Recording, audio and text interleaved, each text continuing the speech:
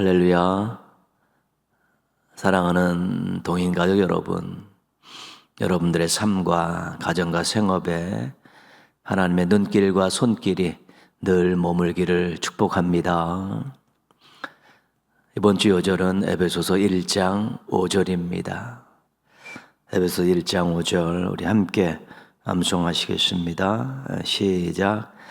그 기쁘신 뜻대로 우리를 예정하사 예수 그리스도로 말미암아 자기의 아들들이 되게 하셨으니. 에베소서 1장 5절 말씀. 아멘. 하나님만이 하실 수 있는, 또 하나님만이 하신 가장 중요한 일이 예정이라는 것입니다. 예정. 하나님께서 그 뜻 가운데 어떤 목적을 정하시죠. 그리고 하나님의 영광을 위해서 장차 일어날 모든 일들을 이렇게 미리 정해 놓으신 것, 그것이 예정입니다. 하나님께서는 절대주권을 가지고 계시기 때문에 얼마든지 모든 일들을 계획하실 수 있습니다. 그리고 그것을 실행하실 수 있으시고요. 또 때로는 그것을 하나님의 뜻 가운데서 조금씩 변경하실 수도 있는 것입니다. 하나님이 하신 일이기 때문에, 또 하나님이 하실 수 있는 일이기 때문에 그런 것입니다. 하나님께서 그 예정을 두 가지로 실행하셨죠. 우리가 웨스트민스터 소요리문답에서 배운 것인데요, 창조와 섭리. 말씀의 능력으로 엿새 동안 온 우주 만물을 창조하신 것, 만드신 것, 그것이 창조고, 그 만드신 모든 피조물들을 지금도 보존하시고 다스리시는 것, 그것이 섭리입니다. 오늘 말씀에 보면 기쁘신 뜻대로 우리를 예정하셨다, 그렇게 말씀하시죠.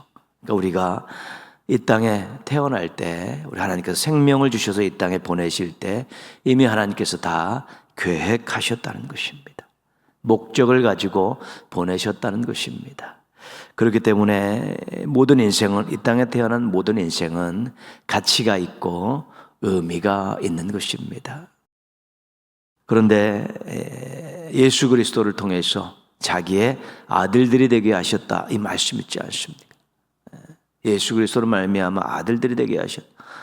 인간이 타락해서 죄를 짓고 멸망받을 수밖에 없는데, 예수 그리스도를 통해서 스스로 해결할 수 없는 죄를 예수 그리스도를 통해서 이제 문제를 해결하셨다는 것이죠. 예수님께서 우리의 죄값을 대신 치르고 우리를 이제는 구원해 주신 것입니다.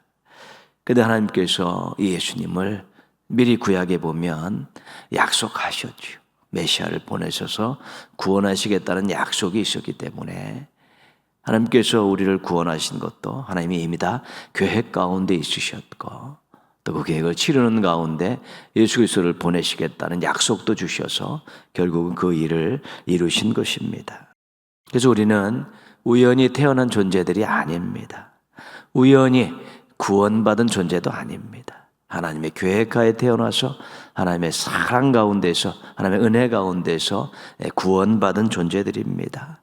그래서 우리가 예정됐다, 예정을 받았다. 우리 태어남도 구원도 하나님의 계획하에 이루어졌다는 것 늘 기억하시면서 감사하며 사시고 사랑하며 사시고 또 순종하며 사시기를 주님의 이름으로 부탁드리겠습니다. 찬송가 171장 함께 찬송하시겠습니다.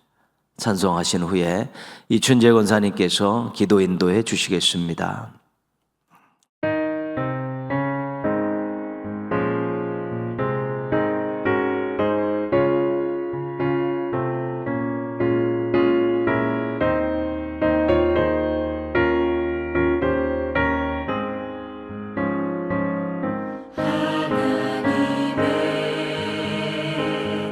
독생자 예수 날 위하여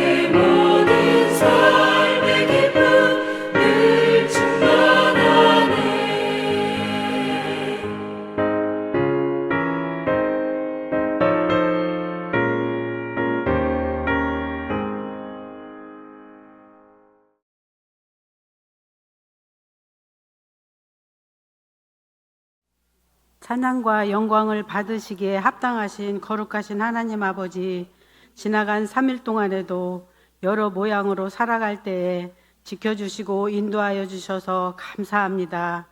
이 시간 하나님의 이름을 높이며 예배 드리기 위하여 각 처소에서 정결한 마음과 사모하는 마음으로 예배를 드릴 수 있도록 인도하여 주시옵소서. 하나님 아버지, 이 세상은 주님의 뜻을 따라 살기가 점점 어려워지고 있습니다. 저희들에게 하나님의 뜻을 분별할 수 있는 지혜와 능력과 믿음을 더하여 주시옵소서. 그래서 불순종과 하나님을 거역하는 패역한 세대를 따라 살지 않게 하시고 진실된 주님의 자녀답게 살게 하여 주시옵소서. 하나님 아버지, 기도하옵기는 이 나라 이 민족을 불쌍히 여겨 주시옵소서. 여러 가지 어려움과 혼란 가운데 있습니다. 이 나라를 붙들어 주시고 바른 길로 인도하여 주시옵소서.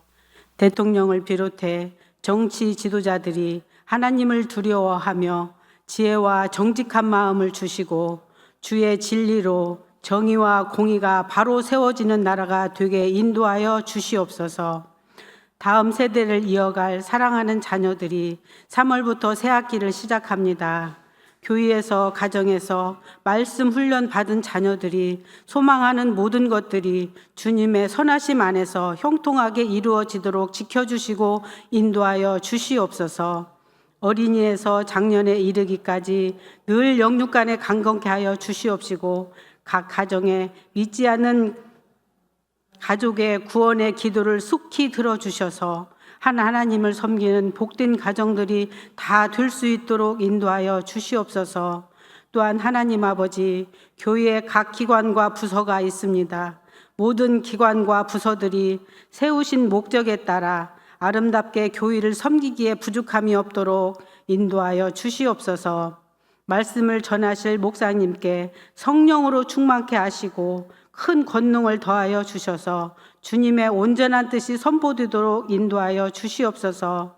저희들은 이 말씀을 마음에 받아 세상에 어두운 곳에 빛이 되게 하시고 썩어져 가는 것에 소금이 되도록 그렇게 삶 가운데서 살아가도록 인도하여 주시옵소서.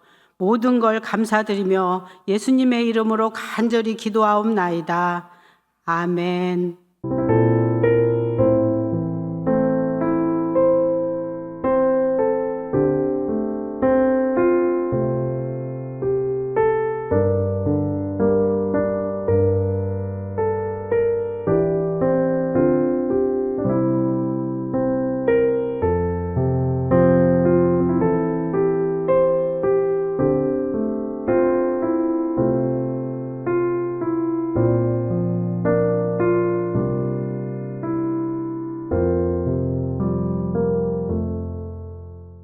하나님의 말씀은 누가복음 23장 55절에서 24장 6절까지 말씀입니다.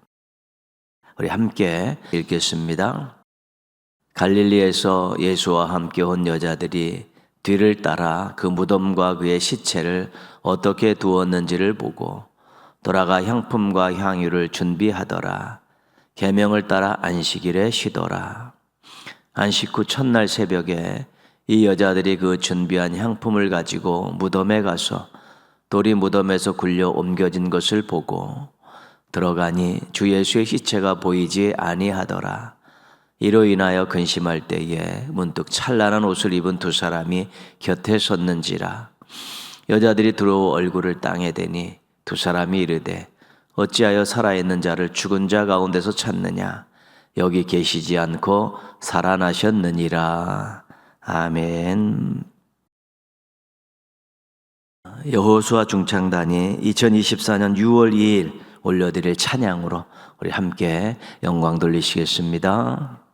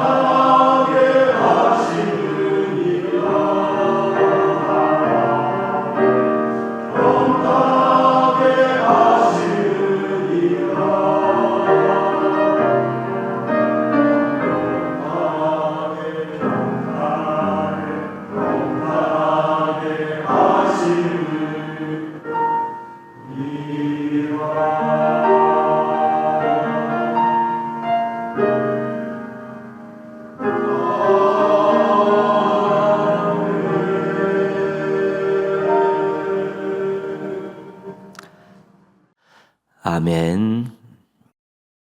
웨스트민스터 소요리 문답 1문답에서 38문답까지 믿음편을 공부하고 이제 사도신경을 공부하고 있습니다.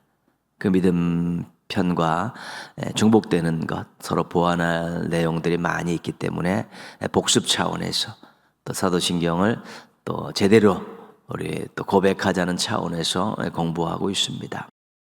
사도신경은 5개의 주제를 나는 믿습니다라는 형식으로 구성되어 있습니다. 나는 하나님을 믿습니다. 나는 예수님을 믿습니다. 나는 성령님을 믿습니다. 나는 교회와 관련된 무엇을 믿습니다.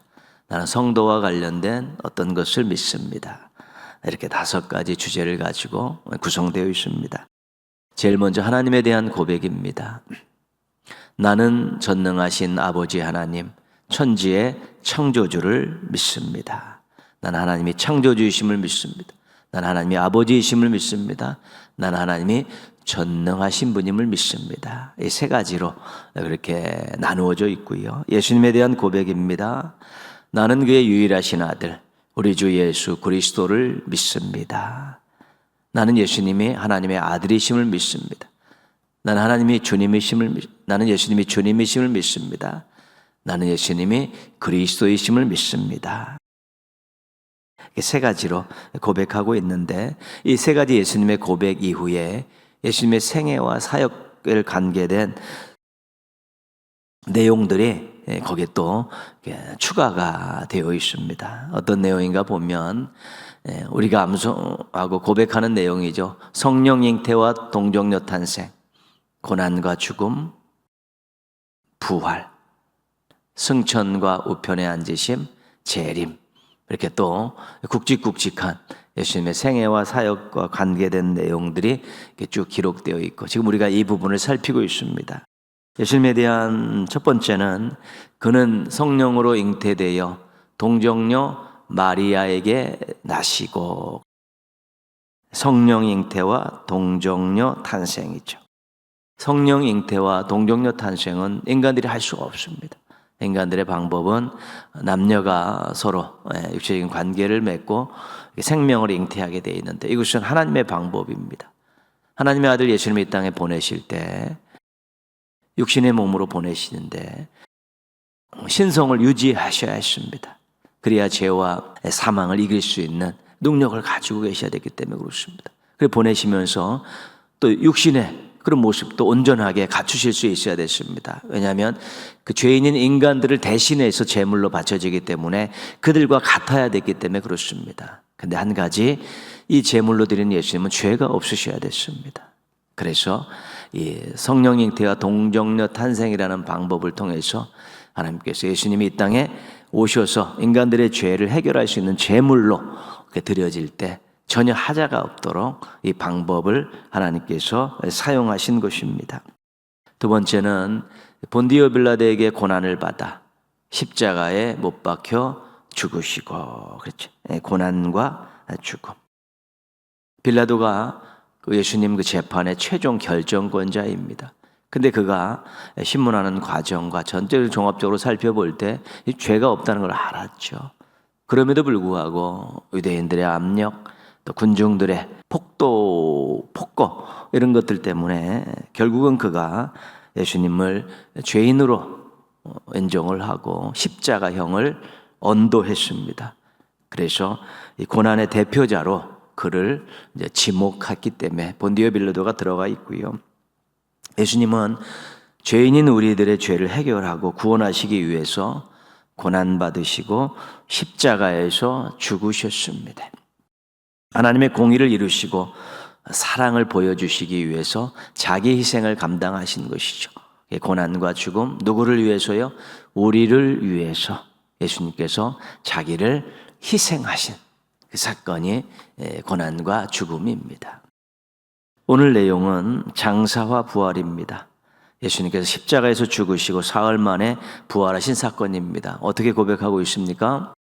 장사된 지 사흘 만에 죽은 자 가운데서 다시 살아나셨으며, 죽으면 장례를 치르지 않습니까? 어느 민족, 어느 문화에서나 죽으면 장례를 치르게 되어 있습니다. 장례의 그 절차나 법은 다 틀리지만 죽은 자를 이 땅에서 마지막으로 장례를 치르는 것은 당연한 것입니다. 예수님도 장례를 치르셨습니다.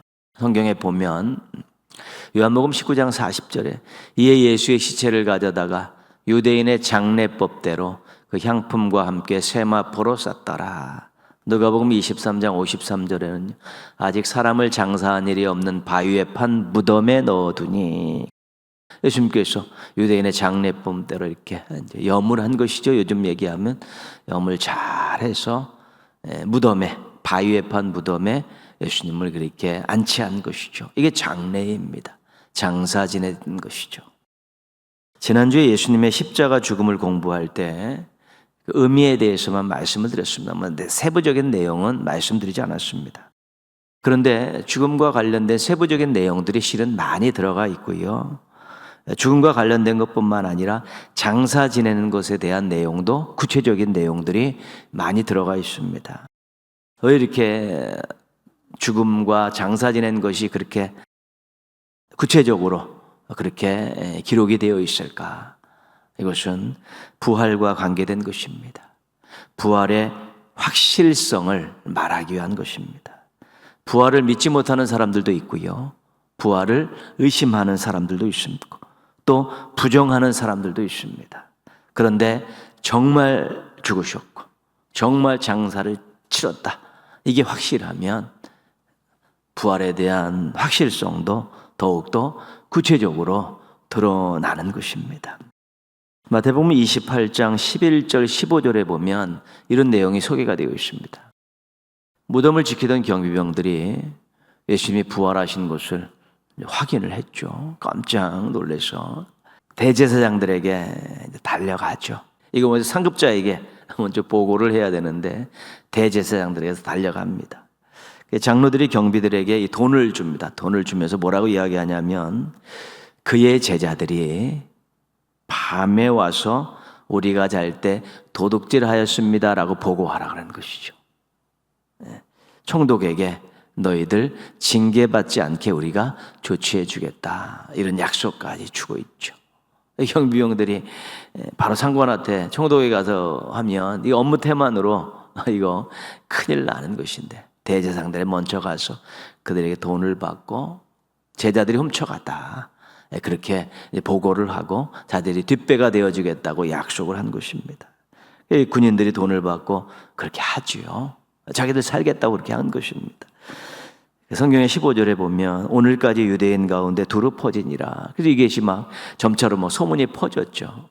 제자들이 예수를 시신을 훔쳐가서 숨겨놨다. 이것을 우리가 도난설이다. 그렇게 도난설. 유대인들 가운데 오랫동안 회자됐던 내용이죠. 제자들이 예수님을 시신을 훔쳐갔다. 부활이 아니다. 훔쳐가서 어떻게 처리한 것이다. 그렇게 이야기한 것이죠. 부활을 믿지 않는 사람들 가운데는 기절설을 유포하는 사람들도 있습니다. 기절설. 예수님이 십자가에서의 고통이 너무 커서 기절했다. 그다음 나중에 선선한 무덤에서 이렇게 깨어나서 도망갔다. 그런 뜻이죠. 부활을 절대 믿지 못하겠다고 하며 이런 주장들을 하는 것이지요. 그래서 도난설이다, 기적설 이런 것들은 부활을 부정하고 또 부활을 의심하는 그런 내용들입니다. 십자가 옆에서 예수님의 죽음을 확인한 백부장과 병사들이 있습니다. 그 백부장과 병사들은 많은 사람들을 십자가에서 처형했던 사람이기 때문에 죽었는지 안 죽었는지를 아주 확인해야 될 사람이고 또 보면 알게 되는 것이죠. 십자가에서 어느 일정 기간이 돼서 죽지 않으면 다리를 꺾어버립니다. 그럼 몸이 팍 아래로 처지면서 이 호흡이 막혀서 죽게 되지요. 근데 예수님 십자가에 달렸을 때 다리를 꺾지 않으셨습니다. 왜냐하면 이미 운명하셨기 때문에 다리를 꺾지 않으셨습니다. 병사들이 옆구리를 창으로 찔렀을 때 물과 피가 나온 것은 이미 죽으셨기 때문에 그런 것입니다. 빌라도가 백부장에게 확인한 후에 아리마대 요셉에게 예수님의 시신을 내주지 않습니까? 야, 죽었는지 확인해보고 장례를 치도록 내줘라. 백부장이 거기서 집행할 때도 이미 확인을 했었는데 또 다시 부탁을 하니까 가서 다시 확인을 하고 내주죠. 아리마대 요셉과 니고데모가 오늘날로 말하면 예수님의 시신을 놓고 향품을 쓰고 세마포로 싸는 염을 하게 됩니다.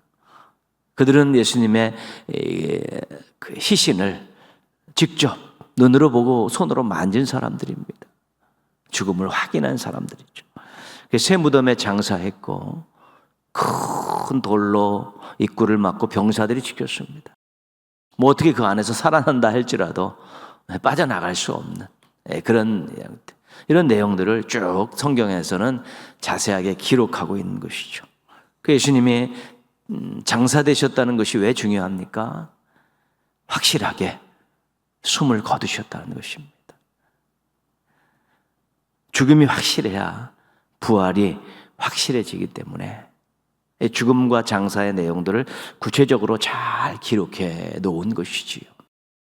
그래서 우리가 장사된 지 장사를 생각할 때, 죽음을 생각하고 장사를 생각할 때, 이것은 완전하게 진짜로 이 땅에 인간의 몸을 입고 오셔서 인간으로 죽으신 것이구나. 그러면서 또 부활을 생각할 때, 이것이 정말 인간들이 할 수 없는 일이었구나. 이런 생각까지 연결시킬 수 있어야 되는 것입니다.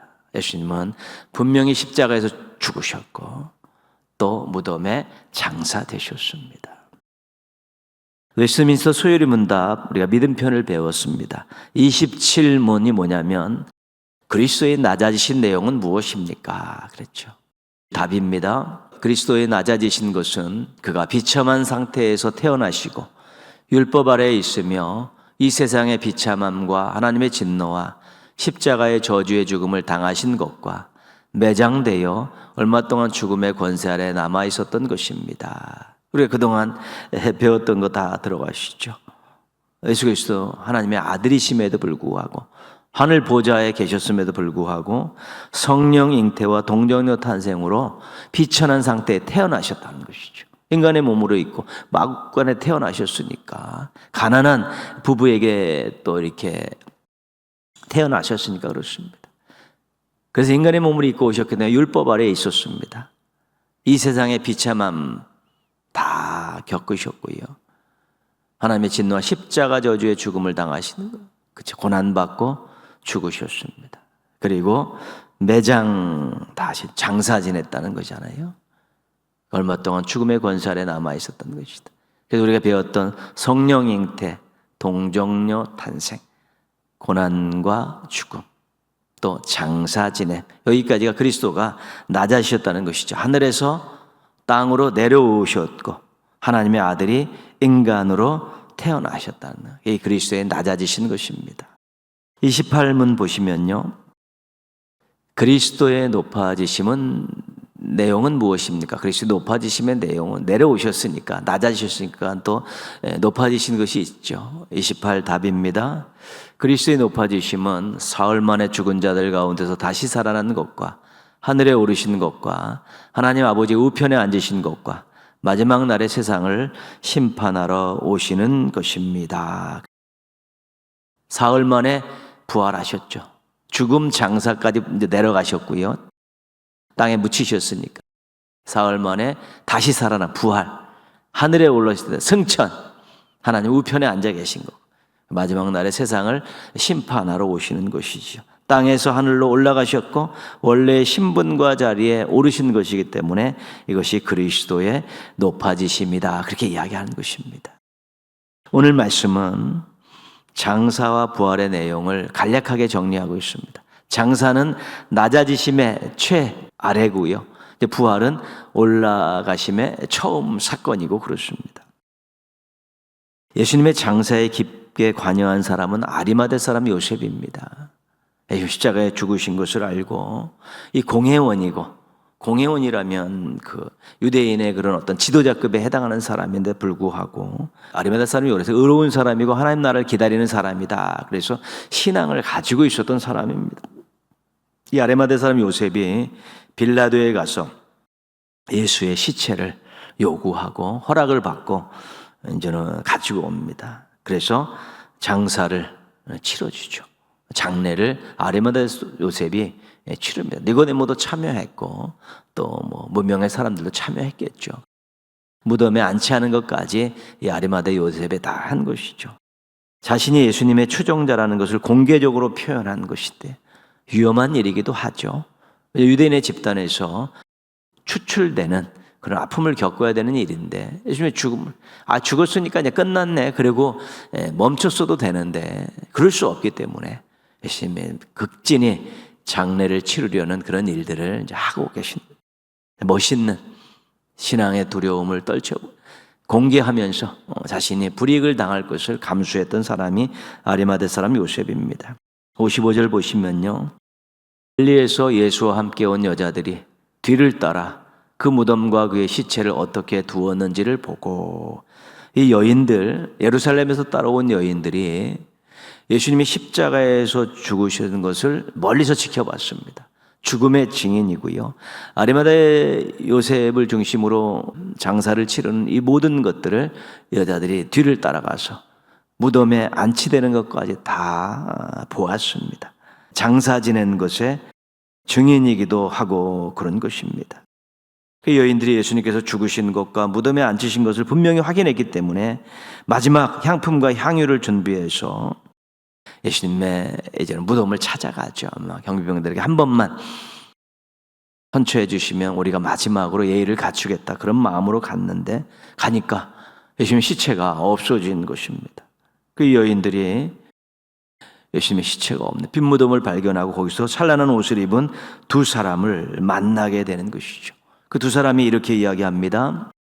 어찌하여 살아있는 자를 죽은 자 가운데서 찾느냐? 여기 계시지 않고 살아나셨느니라. 죽음과 장사 지낸 것의 증인인 이 여인들이 부활의 첫 증인이 된 것입니다. 오늘 말씀은 낮아지심에서 높아지심으로 바뀌는 것을 보여주고 있는데 낮아지심의 증인 여인들입니다.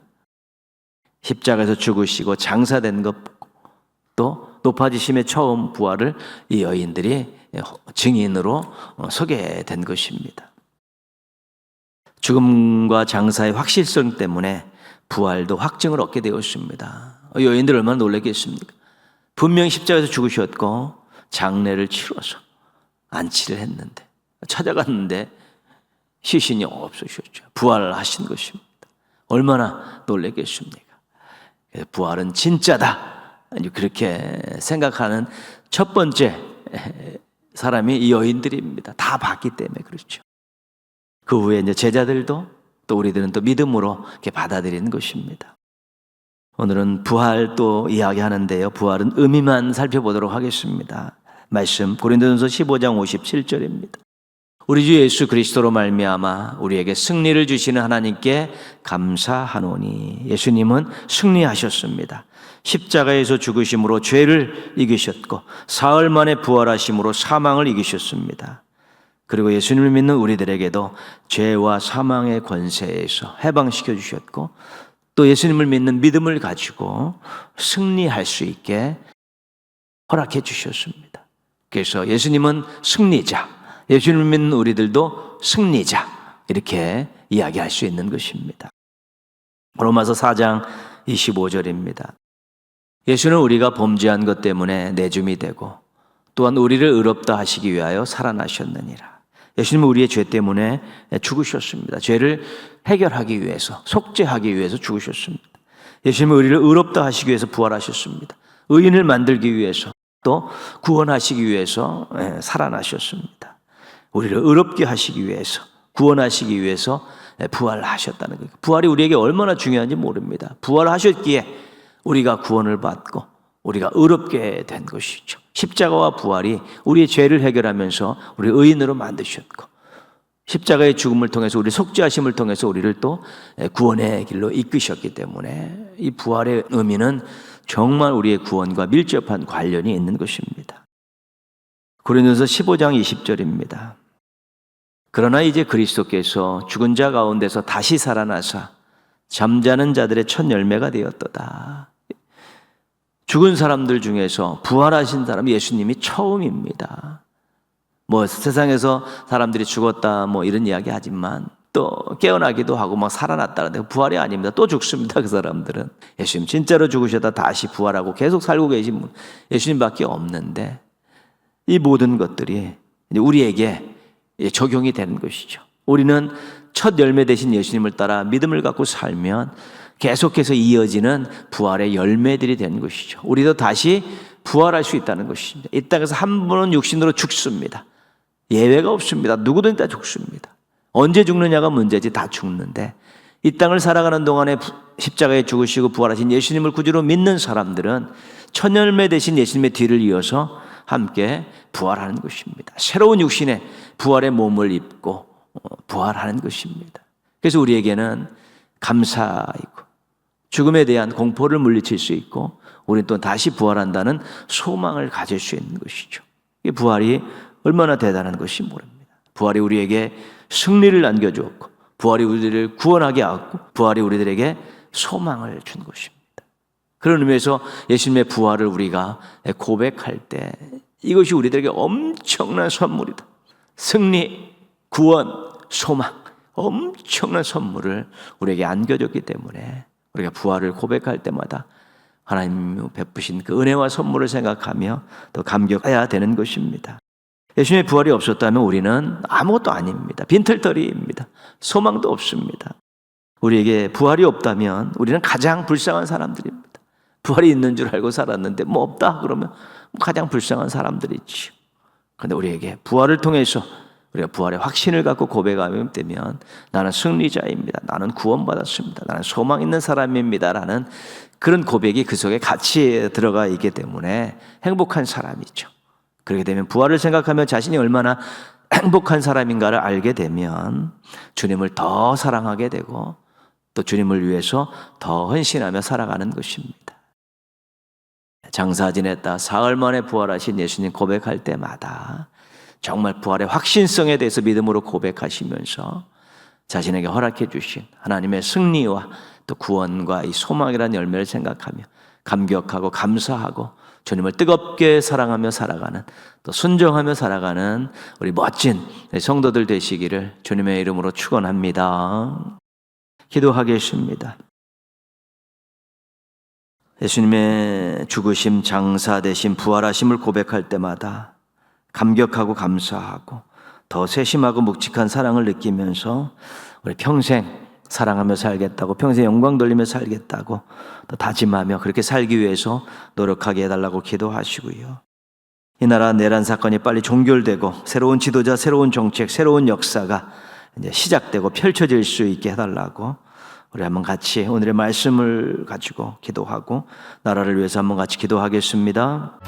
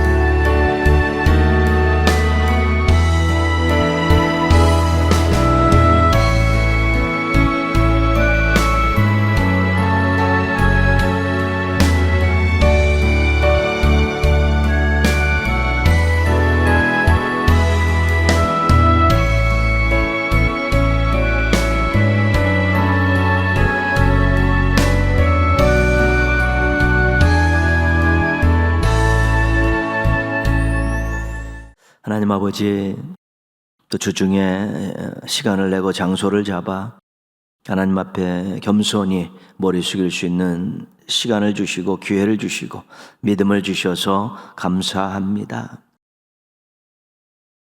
신앙 고백을 지금 배우고 있습니다. 사도신경을 통한 신앙 고백을 다시 한번 우리가 배우고 있습니다. 하나님, 오늘 장사와 또 부활에 대해 배웠는데 부활이 얼마나 중요한 일인가를 우리가 잘 알고 부활을 고백할 때마다 하나님 저희들의 감격이 있게 하여 주옵소서. 예수님이 부활하셨고 우리도 부활할 수 있다라는 이 확신을 갖고 승리자가 되었고 구원받았고 또 소망 있는 인생이 되었다는 것 생각하면서 감사하며 감격하며 또 주님을 더 뜨겁게 사랑하며 살게 하시고 주의 뜻을 이루어 드리려고 노력하며 살게 하여 주셔서 저희들의 인생의 모든 것들의 새로운 변화가 일어나게 하시고 이 고백을 통해서 저희가 더욱더 힘을 내고 하나님 뜻대로 살기 위해서 노력하게 하여 주시옵소서. 하나님의 뜻이 이 땅에 이루어드리게 하시고 하나님의 살아계심을 보여주게 하시고 하나님의 사랑하심을 전하는 삶을 살아갈 수 있도록 도와주시옵소서. 나라가 어렵습니다. 하나님 아버지, 계엄으로 또 탄핵으로 또 내란으로 여러 가지 복잡한 가운데 있는데 이런 모든 일들이 빨리 종결되게 도와주시고 새로운 지도자가 서서 나라를 또 새롭게 이끌어가게 하시고 새로운 정책들이 펼쳐지면서 나라와 국민들을 유익하게 하여 주옵시고 새로운 역사가 시작되면서 다음 세대에게 좋은 나라를 물려줄 수 있도록 은혜 베풀어 주시옵소서. 악한 자들이 하나님과 기승을 부리지 않게 하여 주옵소서. 부끄러움을 알게 하여 주옵시고 신실하고 선하고 능력 있는 자들이 앞으로 모든 나라를 또 이끌어갈 수 있는 새로운 판이 짜여질 수 있도록 은혜 베풀어 주시옵소서. 하나님, 동인의 가족들 남은 한 주간도 은혜 가운데 보내게 해 주십시오. 하나님과 동행하게 하시고 하나님 의지하게 하여 주옵시고 뜨겁게 기도하는 가운데 이번 한 주간도 참으로 행복을 많이 맛보게 하여 주옵시고 멋진 모습들 잃어버리지 않게 하여 주시옵시고 사람들에게 인정받고 사랑받고 환영받는 아름다운 삶들을 살아갈 수 있는 믿음의 가족들 되게 하여 주시옵소서. 저희 모두가 하나님 의지하면서 또 신실하게 살다가 주일날 모여서 하나님께 뜨거운 감사를 가지고 하나님 받으실 만한 예배를 드릴 수 있도록 예배자들로 만나게 하여 주옵시고 참 하나님 영광을 위해서 함께 또 어깨동무하고 나가는 우리 믿음의 가족들 되게 하여 주시옵소서. 모든 것 감사드리옵고 예수님의 이름으로 기도합니다. 아멘. 하늘에 계신 우리 아버지, 아버지의 이름을 거룩하게 하시며 아버지의 나라가 오게 하시며 아버지의 뜻이 하늘에서와 같이 땅에서도 이루어지게 하소서. 오늘 우리에게 일용할 양식을 주시고 우리가 우리에게 잘못한 사람을 용서하여 준 것 같이 우리 죄를 용서하여 주시고 우리를 시험에 빠지지 않게 하시고 악에서 구하소서. 나라와 권능과 영광이 영원히 아버지의 것입니다. 아멘. 예수로 사네 그 힘으로 사